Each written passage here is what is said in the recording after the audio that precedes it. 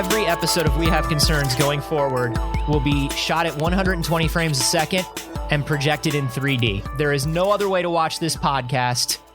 I'm sorry. Get with the times.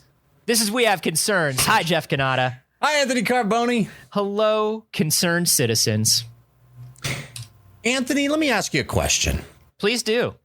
Are you a lucid dreamer? Jeff, I used to be. Yeah? And I'm not anymore. And What it changed? breaks my heart. Do you know what I think changed in all honesty? What? Drug use. If I can be 100% honest. You mean you were a lucid dreamer when you were using drugs and now that you're not? No. Strike that, reverse it. When I first learned about lucid dreaming, I want to say I was 12 or 13 years old. Mm-hmm. And I was a very vivid dreamer all the way through my childhood and up through my teenage years. I was a very vivid dreamer. And this is sort of true for everybody, is you become less of a dreamer overall as you age. You remember fewer and fewer of your dreams. You're just less of a dreamer because life's, keeps beating you down. And then because of capitalism.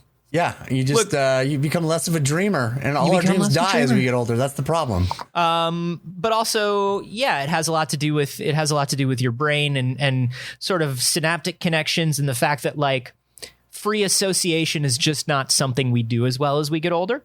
Yeah. So I learned about lucid dreaming. I spent a couple years like just trying to do it. I read every article, you know what I mean? And like, well, let's define it in case anybody listening doesn't know what lucid dreaming is. Lucid dreaming is the idea of being in a dream and knowing that you're in a dream. And sometimes lucid dreamers can actually craft the dream they're in because they're aware it's a dream, and they can go, oh no, I decide to do this. And then they can sort of restructure the imagery of their own dream. Yeah. So you can sort of control the dream. And I remember trying to do it for so long, and finally kind of getting to the point where I could do it sometimes. And I knew all the tricks and all the things that you were supposed to do. And then I think I started doing psychedelics, and in like kind of around the age of like 16, 17, I started tripping, and I started doing stuff like that. And I think it just sort of killed dreaming for me entirely. Like ever since then, I very rarely remember dreams. I very rarely dream. Yeah. And even to this day, huh? Yeah. Something just rewired my brain, and it's kind of a bummer. It's kind of a bummer, in all honesty. Yeah, that is a bummer. I'm definitely somebody that has had lucid dreams, and I still have them rarely, but every once in a while I'll have a dream where I know I'm in a dream. Oftentimes it'll be a dream that's really more of a nightmare, something really not scary necessarily, but just something I don't want to be doing. Like, oh, I don't like this, or it'll be the thing where I'm like, I'm not prepared for the thing. Like, I have to go on stage and I'm not prepared. I don't know what to say. And there'll be a moment in my dream where I go, no, this is not really happening. This is just a dream. I can make it okay. Yeah. And then I do. And then I go, oh no, it's okay. And in the dream, it becomes okay. Do you, after that moment, do you very often wake up? Yes. That's the toughest thing. Yes. That's the toughest thing, is when you're in a lucid dream, the moment you realize you're dreaming, it will normally wake you up. And they give you all kinds of things that you're supposed to do as the dreamer to like stay lucid and stay dreaming. And like one of them is look down at the ground and spin around in your dream. And like, really? There's all kinds of stuff that's supposed to like ground. But very often what that will do is it will make you forget that you're dreaming, because that's a thing that can happen in lucid dreams too. And then, oh, that's funny. And you're back in it. You're back in it. And for me, often that would turn the dream into even more of a nightmare. Lucid dreaming is very wild, man. It's very wild. Well, we got this article sent to us by a whole bunch of people over in our Discord. You can submit stories a number of ways. We have concerns show@gmail.com is a great way to send us stories. The Discord is the best way. That's my favorite way. Yep. Joining our Discord over there. And this was sent by a bunch of folks. This is a new study that was just published. Independent teams, 4 independent teams all over the world. One in France, one in Germany, one in the Netherlands, and one in the United States. Oh my God, the lucid dreaming Olympics. Yes. Oh my God, it's finally here. You thought they were going to get postponed, like the real Olympics, but You don't it have turns to. out you don't have to. Yeah, it's the perfectly remote Olympics. It turns out if you get COVID in your dreams, you don't get COVID in real life. It's not like dying. Right. Yeah. No, these four independent teams coordinated a number of experiments that they did on lucid dreamers. They recruited 36 volunteers, which seems like a small number between 4 teams across 4 countries, but 36 volunteers. Some of these volunteers had experience with lucid dreaming and others did not. And the goal here was to get people into a dream, into a sleeping state, and then try to communicate with them while they were dreaming. Oh, fascinating. So the big headline here is that scientists entered people's dreams and got them talking. Right? These are the big headlines that why I'm sure a bunch of people sent this to us because that sounds awesome. That sounds like the thing you want where you're literally having a conversation with someone who's dreaming, which sounds so cool. It's like something out of a movie. Inception. It's We've Inception. done it. Yes. We've done it. We've created Inception. We can go into dreams now, and everything is cool, and it's just like it. You can spin your top, and you can go into levels. People are dreaming inside of dreams. Everything's on a spinning, rotating gimbal. This is it. We did it. Well, it turns out, as we often find on this show, the headline is a bit overstating the facts of the science. Oh. Still potentially very cool. Okay. But let's not get ahead of ourselves. So I would love for us to get ahead of ourselves. Please. 36 people. Like I said, some that were lucid dreamers and some that didn't even know what that term meant. And then the researchers basically trained all the participants ahead of time to recognize stimuli, to recognize a signal that they were going to try to give them inside the dream. Sometimes that would be a sound or a word. Maybe it's finger tapping on a table. Lights were used, different little signals that would tell the sleeping person that they're in a dream. So this is an external stimuli that gives you a signal inside your dream to kind of wake you up without waking you up, right? In your dream, you go, oh, that signal tells me that I'm in a dream. Okay. Kind of cool already. I like that just to have a signal that I'm in a dream. Yeah, right? Like you're in the dream and then your body experiences something which tells you your mind on some level, oh, right, this was the thing that I was supposed to feel or sense when I'm in a dream. And so it triggers you into the lucid dreaming state because you go, oh, that's what, none of this is really happening. I'm actually in a dream right now. Gotcha. Okay. Kind of cool. Yeah, like it's kind of cool. Already, I think that's rad. Just of like, oh, you can actually train people to be lucid dreamers in a sense, right? Mm-hmm. And it's not completely 100% reliable.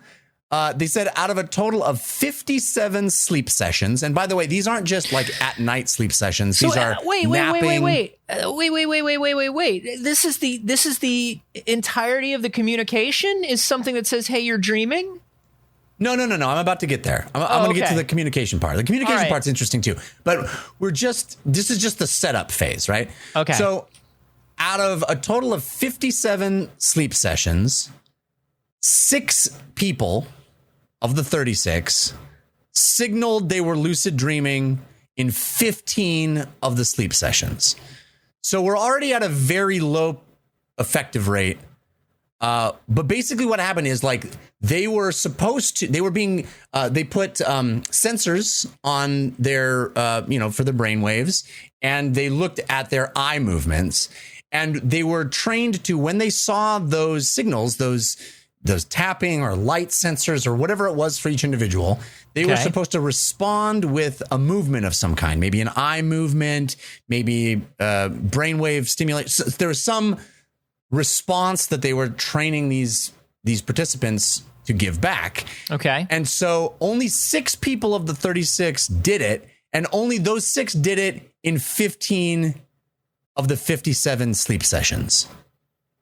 So we're already at a very low amount of it actually working at this stage. We haven't even gotten to the cool stuff yet. Just the "Hey, you're dreaming" works like 20% of the time. Yes. Great. Yes. Okay. So then entering your dream. Now we've got people that are in a lucid state. They've sort of acknowledged to the scientists that they're in a lucid state. Now we're attempting to do the real meat of the study, which is sending Joseph Gordon-Levitt into your dreams. Exactly. With more than Uzi, he's already in there. You know what I mean? He's got an Uzi, I suppose, and he's in the snow, I think. Yeah, and everyone's in a real nice suit. Dreams are mostly about people in nice suits. So exactly, and my dreams are. Actually, if you're Chris Nolan, you're wearing a nice suit all the time, so there's no difference between your dream state. Everything suit. Everybody in a Chris Nolan movie is just Chris Nolan movies are basically suit fetishist films. Yeah, that's all they are. Exactly. So, like I said, the cool thing would be now you're in a dream. Now I can go, hey, Anthony, tell me all your secrets, right? Yeah. And then you because you're in a dream, you're just going to say your secrets to me. I feel like that's the goal. Tell me your secrets, right? Yeah. We send the dream assassins after you. Yeah, not really what happened. They started asking them questions, very simple questions. There would be things like, do you speak Spanish? Or what is 8 minus 6? Very simple questions. Okay.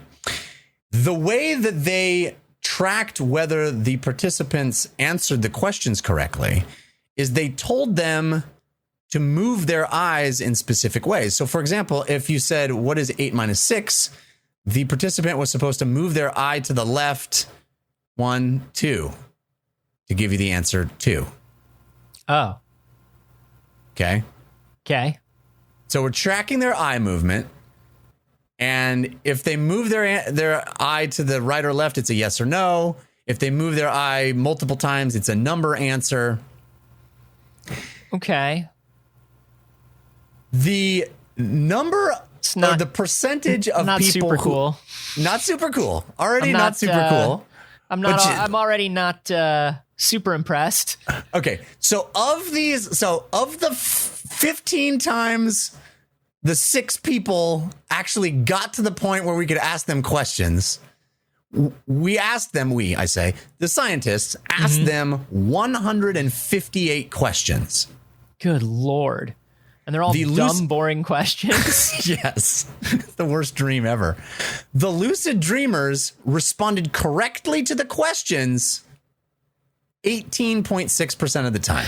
Now, I immediately am bored, but I also have a couple of questions. Number one, is that 18.6% of the participants responded consistently, or is that across all participants? No, everyone only answered 18.6% of the time overall. This is of the 6 people who it worked for. Okay. In the 15 sessions of their 50, there were 6 people that had 57 sleep sessions. 15 of those sessions actually got to the point where we could ask them questions. So it's not even like one person who could do it. Like they didn't even find one person who could do it well and did it consistently. No, we didn't. There wasn't like one guy could do it every time, or 2 ladies were amazing at it. No, it was catch as catch can. But in those times where they even got to the point of starting to ask questions, 158 questions were asked. 18.6% of the time, the answers were correctly answered, but only 3.2% of the time, the questions were incorrectly answered. 17.7% of the time, it was not clear whether they were answering or not. Look, and 60.8% of the questions got no response whatsoever. Where is the control to make sure that those questions that were answered correctly were actually answered and wasn't just somebody randomly responding to the stimulus in a way that they were hoping for.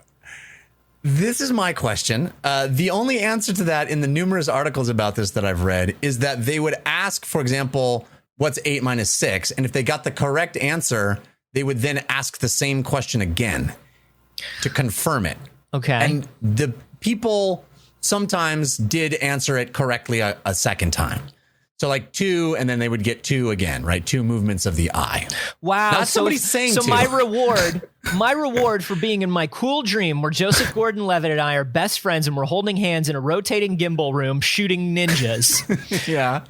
My only reward for interrupting this dream to answer what 8 minus 6 is to answer what 8 minus 6 is again. Yeah. Yeah. You're welcome. You are welcome. Congratulations. You're the best at lucid dreaming. We're going to make your dream even worse. We're going to make it boring. Which, by the way, hey, I'm going to say it. Inception is already one of the most boring interpretations of dream reality put on film. Wow. Whoops. Wow. You could do anything. You're taking shots. You could do anything in people's dreams. And there's one scene where they're sipping coffee while weird shit is happening behind them. And the rest of the movie is like people in suits doing a heist. Come on. That's as weird as it gets in your dreams, Christopher Nolan. Come on. Come with me a little farther, Christopher Nolan. Let's get really weird. Doing psychedelics with Anthony. He doesn't need dreams anymore. Let's do some real... Come on, man. Every dream you've ever had is weirder than Inception. I think that's probably true. I mean, I have some pretty mundane dreams. I have the obvious the anxiety dreams of like I'm not prepared for a thing. I have that a lot. Sure. And I've had some pretty boring dreams, but yeah, I've also had some really amazing dreams. I can fly, I dream that pretty often. I can fly. Yeah. I used to have this dream where I would be standing on a fence and I knew I could fly, but the only way I could fly is if I crouched down and got myself tight in a little ball and just fell off the fence. And then I could fly around in a little ball in the air. I don't know what that fucking meant. I had similar things with flight dreams. I would have dreams that where I could jump. I could like Golden Age Superman jump, and float up into the air. And then I could float down, but I couldn't float down as comfortably as I could float up. And like, I knew in my dream that flying would hurt my legs. Like I knew that when I landed, it would be painful. And like, I had to choose whether I was going to fly. You could fly, but you have to fly forever. Yeah, well, but I couldn't even fly forever. That's the thing. Is because it was Golden Age Superman style, I could only sort of float and go long distances. You're just leaping buildings in a single bound is what you're doing. Exactly. And so I couldn't actually do long flights. I had to land and it had to hurt. That was just the way it was. Yeah. So, but listen, Christopher Nolan, both of those ideas are free. Yeah. Run with them. And they're way more dreamlike and interesting than snowmobiles. Christopher Nolan presents Ouchie Legs, now in IMAX. Ouchie Legs, baby! Here's one I had, Christopher Nolan. You could have this one for free, too. When I was a kid, I had a teacher where if you did something particularly great in class, you would get, like little star points. And if you had enough star points, you could go up to a box and pick something out of a box, right? This is real or this is the dream? This is real. And so in my dream, I had a dream that I got asked to come up to the prize box, but I accidentally opened the monster box that was right next to it. Why would she have a monster box? That's what I'm saying. That's and here's the bad thing. Teetering, Thinking back on the dream, Jeff, the regular box looked like a regular box, and then the monster box was like this cardboard box that was like it was like moving. That's on you then. I changed my mind. Fair teachering. Yeah, that's on you for just opening the. It's clearly a monster box. It's clearly the monster box, and I think what happened is like, I dream third person, not first person. So, yeah, me too. I think most of the time I'm third person. Yeah, that's weird, right? Yeah. So third person. Sorry to interrupt. Do you think that is a function of us looking at photographs and video? Do you think if like people that lived before there were photographs were in third person in their dreams? Oh, that's a really wild question. That's a really wild question. I feel like that's the only way we conceptualize, like, because my memories oftentimes are like, I remember a moment, but I remember it from the perspective of the photograph of that moment that I saw, and I wonder if that's the same principle at work. I don't know. I know that there's a mix of first, second, third person, and most people tend to jump between them in their dreams. Yeah. So first person, you're seeing out of your own eyes. Second person, you're looking at yourself from a camera angle, but you still have your consciousness within your kind of dream body. And then second person is you're sort of omnisciently watching yourself, and you know that you're watching yourself. And most people jump around between three. Mine are primarily in third person. And I cannot think of a single instance of first person dreaming in my life. Really? Mm-hmm. Wow. Even specific. I even dream, when I think of my dreams, I think of them in shots. So like, I don't think of like, I think of it entirely in shots. It really is movie like to me. Even You're when a real Chris Nolan, I'm a real Chris Nolan, man. Everything in my dream is on gimbals, expensive gimbals. And, when I go to open the monster box in this dream, by the way, it's directed like my brain directed it like a horror movie, where I reach for the box and then the camera does a 180 and we see on the back of the box, it's labeled with a Sharpie, like in this scrawl monster box, because my brain had not yet learned subtlety. Like the two boxes could look the same, but no. Yeah, that would have been a better, I got to be honest, that's a better, screenplay for the dream, that they look the same. And it was just a freak accident of chance. Slight difference. Yeah, but that's the thing is, no, I accidentally opened the monster box. I let monsters loose in my school. Oh boy. I'm running from these monsters. We're trying to stop them. At the end, me and my buddy get out. My best friend, David Ganzikoffer, at the time, we get out and we're laying on a grassy hill looking up at the sun. And we're like, I can't believe we made it. We're safe. We're finally out. And then his eyes turn red and he fucking eats me. He was a monster the whole time. He was a monster the whole time. Baby Chris Nolan, there's your spinning top at the end. Yeah. You know what I mean? Come on. You got to stop giving these away for free. These are top shelf story ideas, buddy. Can you tell how young I was when my parents started bringing horror movies home? It was like immediately. I was allowed to watch horror movies immediately. You could say that. That's a story for another time. But all I'm saying is, we're having these dreams. What is this like for the people that are lucid dreaming? Oh, I'm so glad you asked that question, because I think this is the coolest part.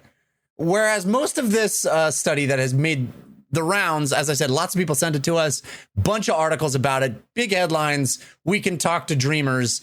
Mostly it's not so much, but this is the cool part.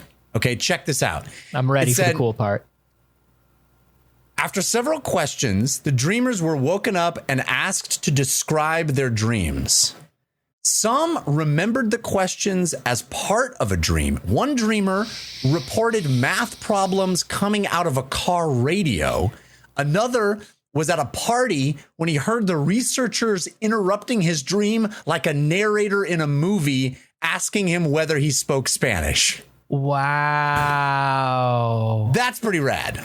So, I mean, that's like the movie version of dreaming. That's like the voice box comes out over the speaker, and it really is the person outside the dream talking to you. I love this because it means that some people were hearing the questions and then integrating them consciously into their dreams. But then also some people were probably just not hearing the question in their dream, and a different part of their consciousness was answering the question. Yeah. That is the interesting takeaway of all this for me.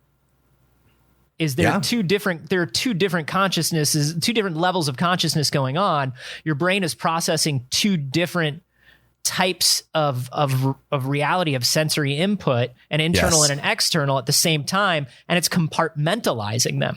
That I think is super fascinating. Super fascinating. And the researchers themselves say that the reason they're so excited about this is that everything that we've ever known as human beings about dreams has always been retrospective. It's always been coming to wakefulness and then trying to recall what the dream was, or even interpreting the dream in your conscious state, which ultimately isn't authentic to what the dream really is. And they're hoping that they can get to a point where you can have a person report on the dream from inside the dream, right? So you can actually have a person answering. Like Kermit the Frog in a trench coat. Hi-ho. I'm in a dream. Yeah, a little reporter. A little reporter. Here I am inside Anthony's dream. Hi-ho, I'm in Anthony's head, and it's a scary place. Hi-ho, time for your dosage to change.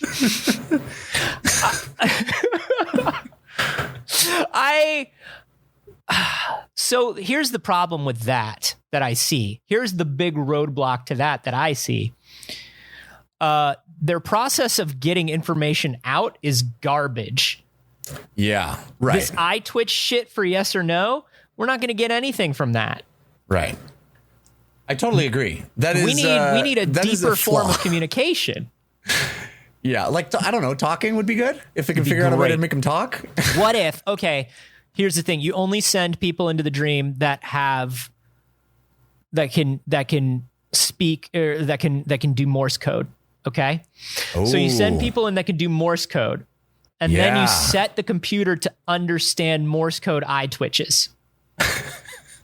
So the scientists are asking questions of the dreamers. The dreamers are, dash, because every dream is a nightmare.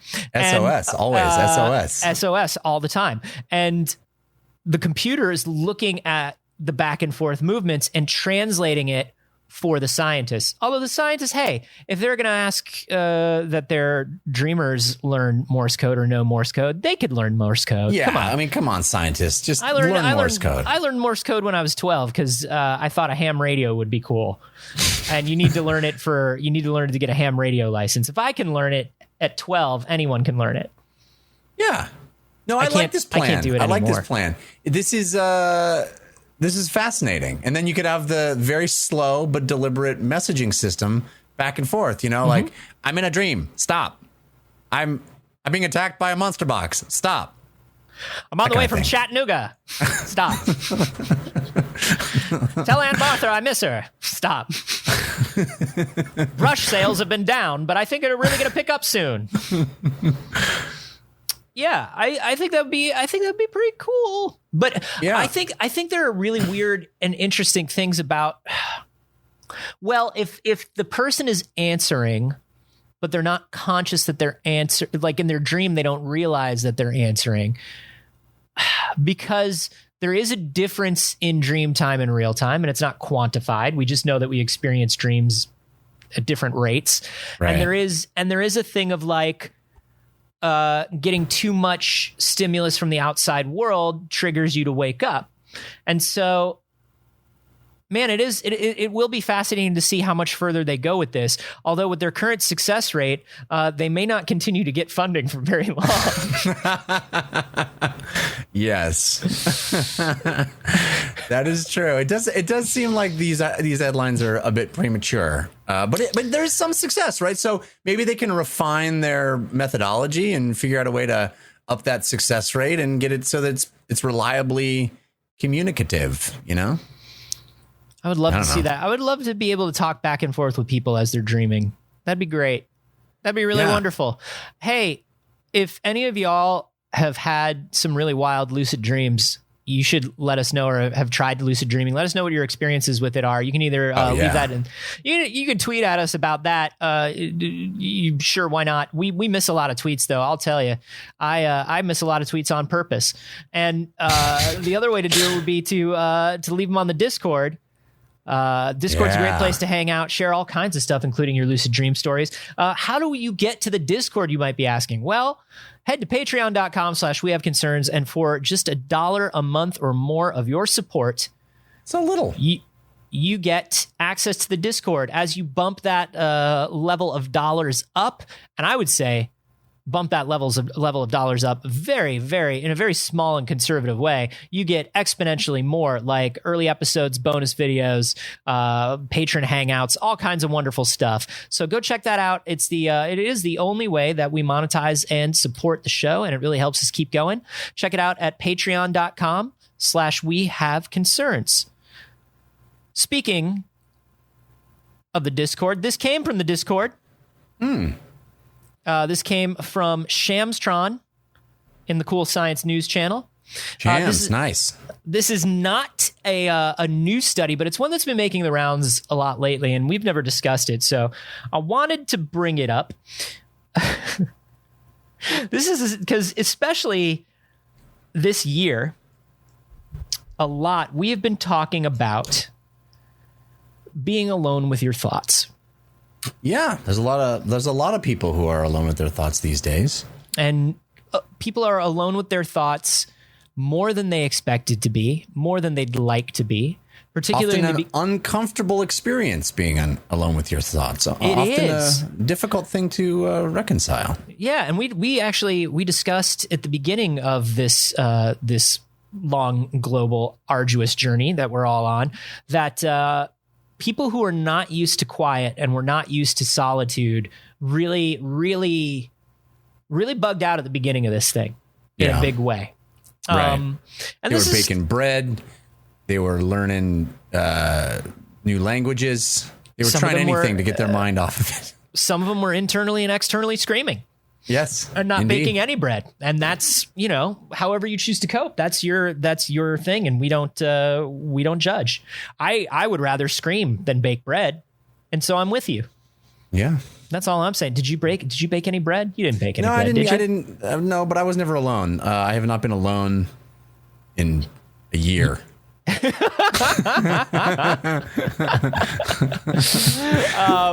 Yeah, it's not an easy state for a lot of people. And this is a story from back in 2014, actually, is when this study was published. And it is about a UVA study where people were left alone with their thoughts for just a simple 15 minutes. Anywhere from 6 to 15 minutes, Jeff. That's just like, all. Hey, we're having a study. Come into this room and sit down. We'll be with you shortly. And then they didn't come back for 15 minutes. That kind of thing. That's kind of it. Well, I hope they at least let them have their cell phones. No, Jeff. No cell phones. What about like a Switch or even like an old 3DS, Game Boy Color, something? No, there's none of that. There's no music, no nothing. What about like a old school magazine? Not even an interesting poster on the wall. What? Yeah. Just a room and their thoughts? Just a room and their thoughts. So here it is. It's a series of 11 studies. And it was a joint study by UVA and Harvard. And basically the participants 17% of them ended up dead. They were just self-mutilated. I mean, when I tell you you're not far off, here's the thing. So basically, it starts with with everybody just being asked, "Hey, you're just gonna sit alone for 6 to 15 minutes. Okay, that's all." That's all. So and they it were was just told ahead of time. It wasn't. They were told ahead of time. Yeah, go and sit down for 6 to 15 minutes. All right. We're gonna come and we're gonna ask you how it was. That's it. That's all it is. Okay. And these were college age students to begin with, and basically, all of them said this was not very enjoyable, and it was very hard to concentrate for 15 minutes. Some of them 6 minutes. Sounds like classic millennials to me. Classic millennials. But that's what everybody said. And so the team was like, okay, well, we're going to do another study and we're going to bring in people from a broad selection of backgrounds and also in the age range from 18 to 77 years old. Oh, we're going to bring in and we're going to say, boomers in here. Get some boomers in there. They don't even know how to renegade. And you put them, you just put them down in the room for 6 to 15 minutes, ask them about it. And they found that even even the older people, the people on the older side of this were like, no, this was terrible. This is awful. No, I hated this.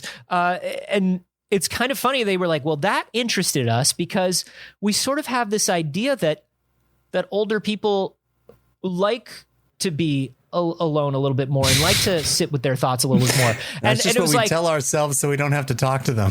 That's what we tell ourselves. Grandma loves being alone, Mom. They're sad and lonely.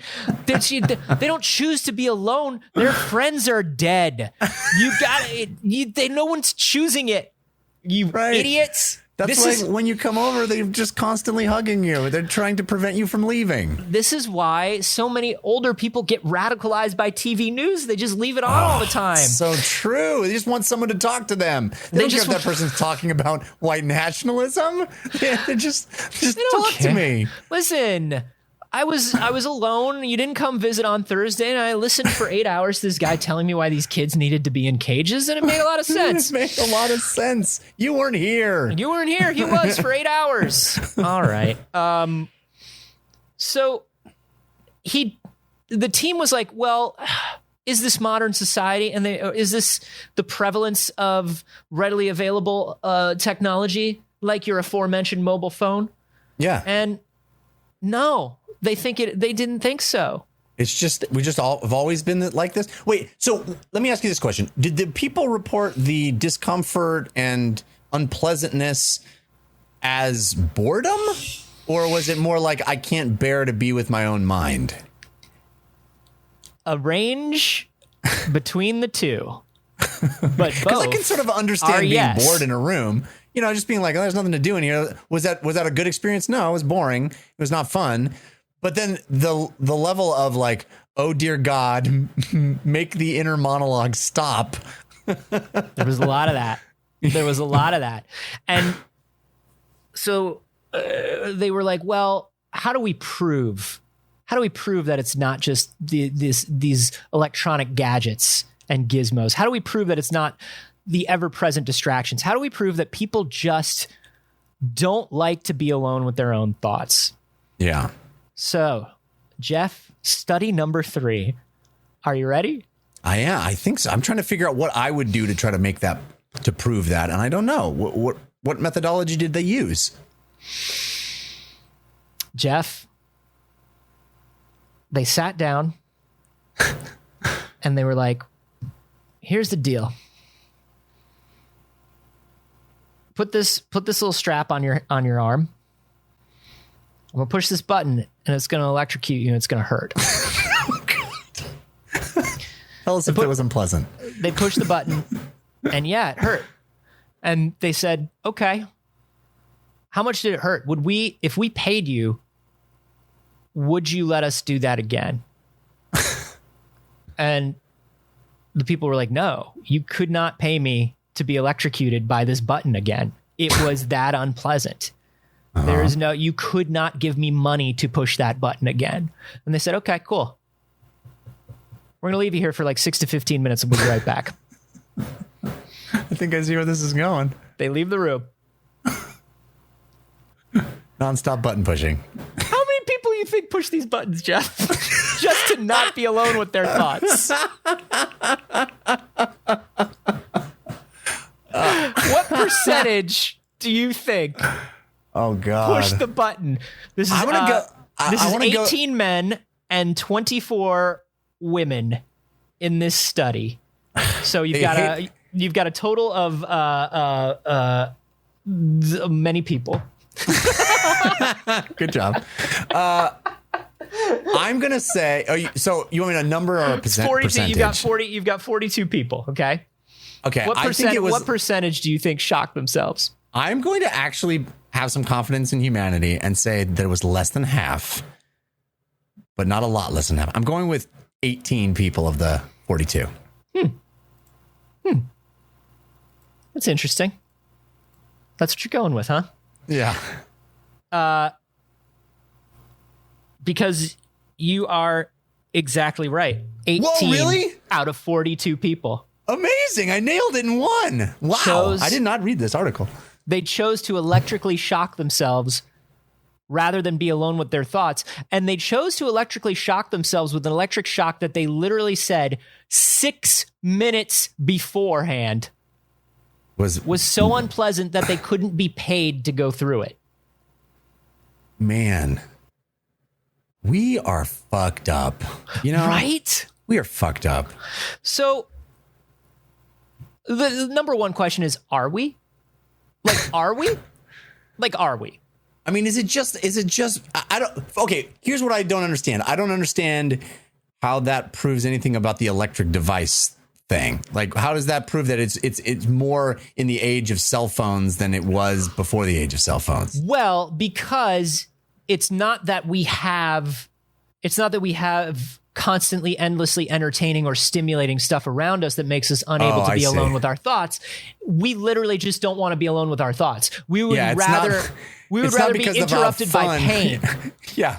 It's not because of how fun the thing in our pocket is.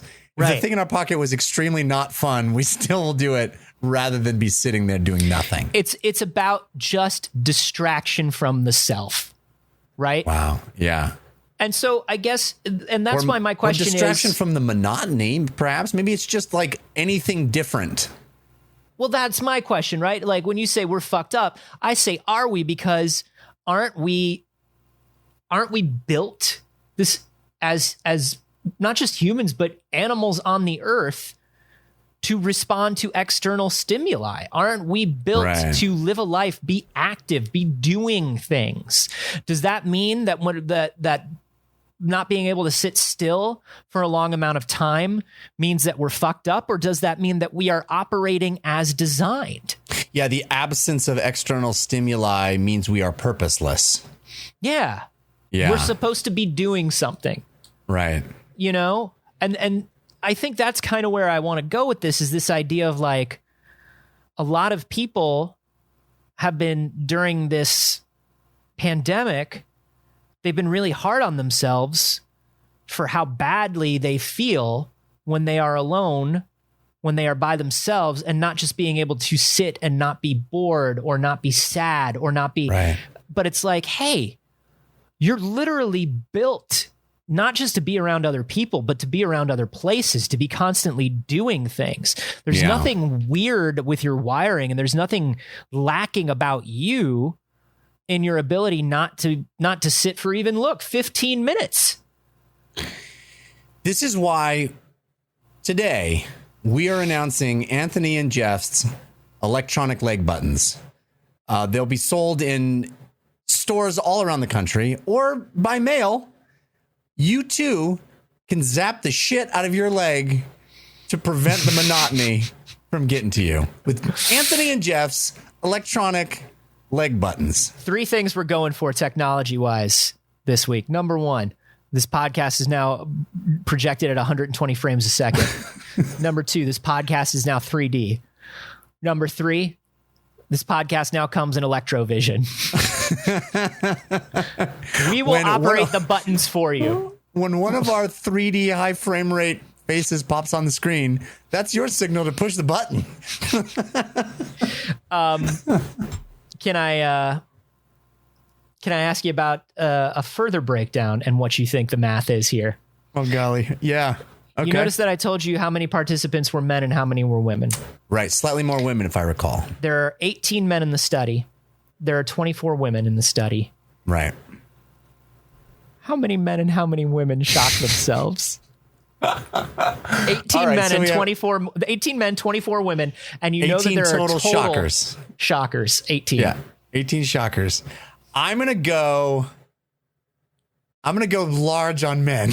I'm going to go 14 men and 4 women. Very close. 12 men, 6 women. Whoa. Yeah, dude, men.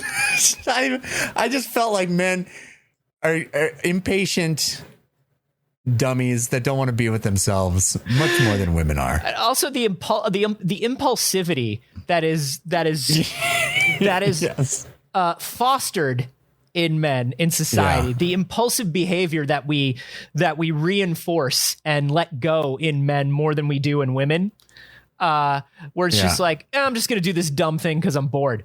Like if a dude does that, like when you think about the idiots hanging out outside of the convenience store that are like jumping off of walls into dumpsters. It's usually dudes. Oh yeah. I mean, look at the Jackass movies. There's no women in the Jackass movies. Yeah, I mean, listen, women can be jackasses too. Right. But generally speaking. But generally speaking, that kind of idiocy is we sort of societally support and relegate to men. That's why in ADHD, men are more often hyperactive type and women are more often inattentive type because we do not cotton much to hyperactivity in women. We would rather have women be quiet and just space out than act up. Whereas little boys are allowed to act up.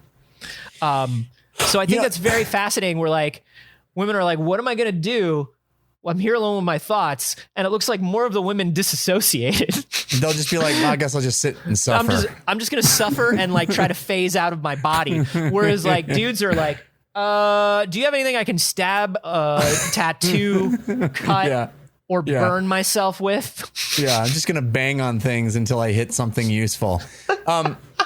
It reminds me yesterday, literally last night, my son... I have a son and a daughter, and they behave very, very differently from one another, even though we try to treat them equally. Yeah. But my son, so they have, the kids have these like sippy cups, right? Their water is in these cups that have a nozzle that flips up and sticks out almost like a straw. Yeah. And my son decided last night at dinner that he was going to stick that nozzle in his eye and just push on it. Yeah. What happens? And he's like, Daddy, look, my eye is drinking water. But he was pushing it really deeply into his eye. And I go, Jack, stop it, man. What is that? You're going to hurt yourself. And it was the first time I thought, do I just got to be worried all the time that my idiot son is going to do something dumb to hurt himself? Like, yes. And then I thought, well, obviously, that's what I did all the time. I remember sitting... putting a flashlight to my eye and turning it on for an incredibly long period of time to see the wiggle shapes. Yeah. That's the way when my mother finally found me doing it, she's like, "What are you doing?" I was like, "I'm trying to see the wiggle shapes." And she goes, "Do you do that a lot?" And I say, "Yeah, I do it all the time." And she goes, "Oh, okay. Let's not do that because it's actually very bad for your eyes." And I was like, oh, did I hurt my eyes? And she goes, oh, no, I'm sure your eyes are fine, but let's stop doing it because you might hurt your eyes later. And then years later, I'm like, do you remember that? And she goes, yeah, I remember thinking that. I remember seeing you doing that. And when you told me you did it every day, I thought, oh, my God, this kid's going to wear glasses for the rest of his life. But at least he's not alone with his thoughts. You can't tell a kid that. Yeah.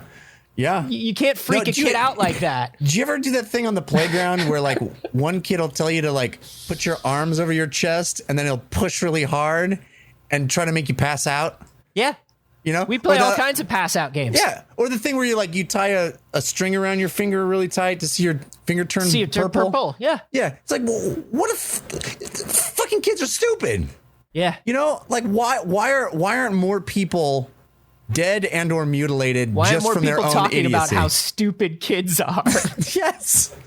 This is the number one problem we're facing in the world today. Why is no one talking about the fact that kids are like regular humans but dumb? They're all idiot people. It's like they don't know anything.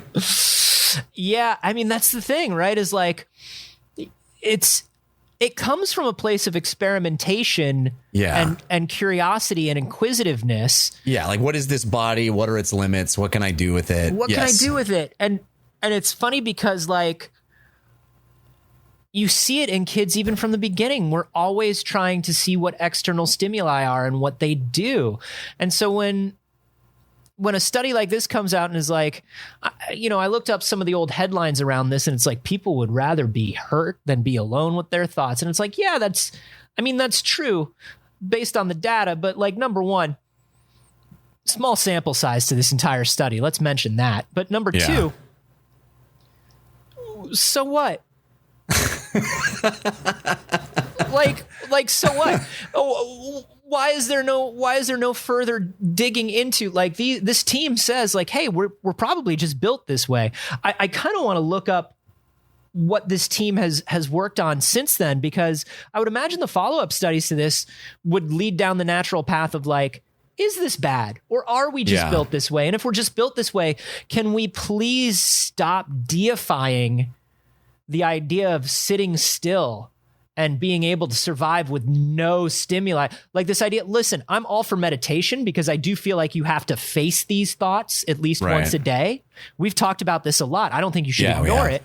Right. I think you should force yourself to confront the sort of insecurities in these things, but also, like, can we just agree that we're not supposed to sit still with no stimuli for hours a day and stop trying to reward ourselves for putting ourselves through pain? Well, the other thing my brain goes to is also, this really makes me think that solitary confinement is inhumane. It's entirely inhumane. Solitary confinement is one of the most inhumane things we do to people in the world. And the fact that we do that to other human beings, and it usually, prisons use it as punishment, but almost universally it results in people getting worse and going crazy, and because the human brain doesn't know what to do with that. Well, we do need those external stimuli. We do, and one of the hugest problem with it is it's used as punishment, which, number one, is incredibly fucked up, but it's also used occasionally for protection, which is even worse in a way. I was arrested. I was arrested once. Once was enough, I think. I would not recommend. And I spent a night, in lockup, and they asked me if I was taking any medications, and I told them that I was taking a psychiatric medication at the time. They didn't know what to do with me, and they didn't know what putting me in a cell with a bunch of other people would do, this was not a major medication. This was Wellbutrin. Wellbutrin was given to, like, so many people. But they were like, well, he's on a psychiatric medication, so we have to put him in solitary for his own good. And they left me there for hours. Wow. They left me in solitary for hours for my protection and safety. Wow. Which drove me insane. Yeah. So yeah, I think there's something to be said for not beating yourself up, for looking at all these ads for meditation things and these YouTube gurus and, like, Instagram, TikTok gurus and all this stuff that are like, I just sit in the woods for 4 hours and I do nothing, and, like, shouldn't we be able to get away from all of this stuff? Look, everything in moderation. Right. Yeah, you can be on your phone, and you can be alone with your thoughts. You don't have to do either one all the time. Right. Yes. That's all I'm saying. Yeah. No, I think we're on the same page on this one, and you shouldn't beat yourself up. Use our electric leg button for that. Yes. Available now. I love how much you are into this electric leg button. I want to push it. You want to push it to people, or you want to push the button? You want to wear it and push it? I want to wear it and push it. You mentioned how people shouldn't push it, and it just made me want to push it more. Yeah. I get you're one of those. I understand. Let me push the button. I want to push it. Hey, everybody, let me push the button. Yeah, let us know how you're feeling about both of these stories. This one, once again, was sent in by Shamstron on the Discord. You can discuss this story and all other science news that you come across on the Discord. We've got a cool science news channel. We've got an episode discussion channel. We've got a lobby where people are just hanging out. We've got a channel, video games, all kinds of stuff. It's all kinds of stuff. Go on in there. It's a wonderful community, and the more people that join, the even more wonderful it is. To find out how, just head to patreon.com/wehaveconcerns. I'm probably going to Amazon Prime you some sort of joy buzzer or something now. I want to push the button. I know you do.